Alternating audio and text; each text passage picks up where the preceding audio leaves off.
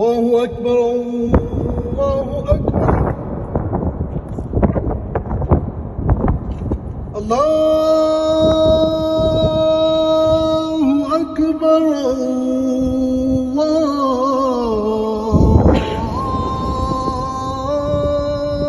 أكبر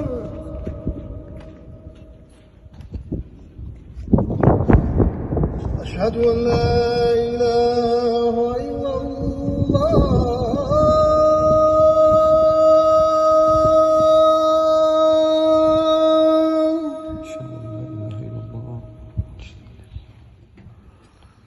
أشهد أن لا إله إلا الله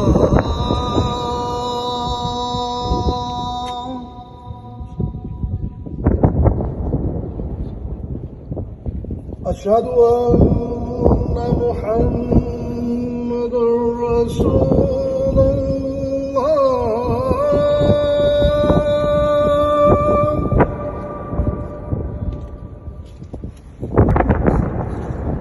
أشهد أن محمد رسول الله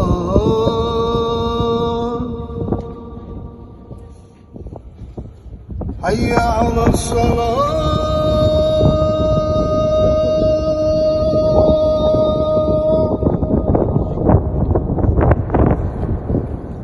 حي على الصلاة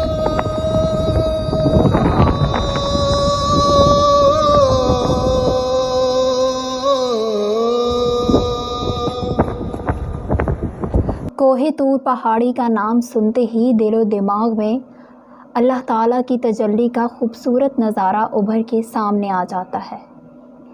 یہ وہ مقدس مقام ہے جہاں حضرت موسیٰ علیہ السلام نے اللہ تعالیٰ سے ہم کلام ہونے کا شرف حاصل کیا۔ اب اسی مقدس پہاڑی کے اسی مقام پر جہاں حضرت موسیٰ علیہ السلام اللہ تعالیٰ سے ہم کلام ہوتے تھے، ایک پاکستانی سیاح فروخ جاوید بیگ نے روح پرور اذان دینے کا اعزاز حاصل کیا ہے، اور اذان دینے کی روح پرور منظر کی ویڈیو بھی سامنے آئی ہے۔ تفصیلات کے مطابق مصر کے صوبہ جنوبی سینا کے شہر سینٹ کیتھرین میں واقع جبل شریعہ وہ مقام ہے جہاں اللہ تعالیٰ اپنے رسول حضرت موسیٰ علیہ السلام سے ہم کلام ہوتے تھے۔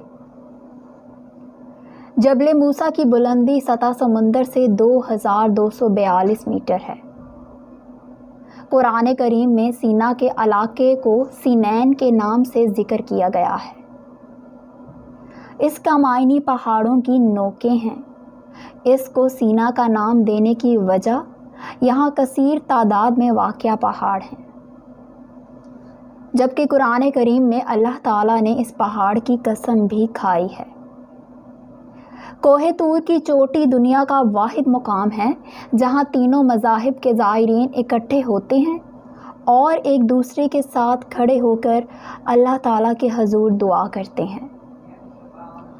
یہ وہی مقام ہے جہاں اللہ تعالیٰ نے اپنی تجلی حضرت موسیٰ علیہ السلام کو دکھائی تھی، جس کے اثر سے وہ بے ہوش ہو گئے اور کوہ طور جل کر سرمے کی مانند سیاہ ہو گیا تھا۔ امریکہ میں مقیم معروف پاکستانی کاروباری شخصیت اور فلاحی تنظیم گلزار مدینہ ویلفیئر ٹرسٹ کے چیئرمین مرزا فروخ جاوید بیگ کو یہ اعزاز حاصل ہوا کہ انہوں نے کوہ طور میں مقام موسیٰ پر کھڑے ہو کر اذان دی ہے۔ اپنے اس سفر اور اذان کی سعادت حاصل کرنے کے حوالے سے ان کا کہنا تھا کہ اس مقدس پہاڑ کو جبل طور اور طور سلمہ کہا جاتا ہے۔ یہ پہاڑ قاہرہ سے تقریباً 500 کلومیٹر کی دوری اور 7 گھنٹے کی مسافت پر واقع ہے۔ ان کا کہنا تھا کہ میرے لیے یہ بڑے اعزاز کی بات ہے کہ میں نے اس مقدس پہاڑ کی نہ صرف زیارت کی بلکہ مقام موسیٰ پر کھڑے ہو کر اذان بھی دی۔ جس موقع پر میں نے اذان دی اس وقت بڑی تعداد میں غیر مسلم بھی موجود تھے، جو بہت ہی حیرانگی کے انداز میں اللہ اکبر کی صدا سنتے رہے۔ انہوں نے کہا کہ شام کا اندھیرا ڈھلتے ہی میں نے اس مقدس وادی کا پیدل سفر شروع کیا، جبکہ کچھ سفر اونٹ کے ذریعے طے کیا۔ ایک مقام ایسا بھی آتا ہے جہاں اونٹ کے ذریعے بھی نہیں جایا جا سکتا اور آپ کو پہاڑی سلسلہ پیدل طے کرنا پڑتا ہے۔ پہاڑی سلسلہ بہت دشوار گزار ہے، تاہم شوق اور لگن آپ کو سفر کی تھکان محسوس نہیں ہونے دیتی۔ جس مقام پر کھڑے ہو کر میں نے آذان دی، یہ وہ مقام ہے جہاں حضرت موسیٰ علیہ السلام نے 40 دن عبادت کی تھی۔ انہوں نے کہا کہ اس مقدس مقام کی زیارت میری دلی خواہش تھی، کیونکہ اللہ کی رحمت سے مکہ مکرمہ، مدینہ منورہ اور مسجد اقصیٰ کی زیارت تو بارہا مرتبہ مجھے نصیب ہو چکی ہے۔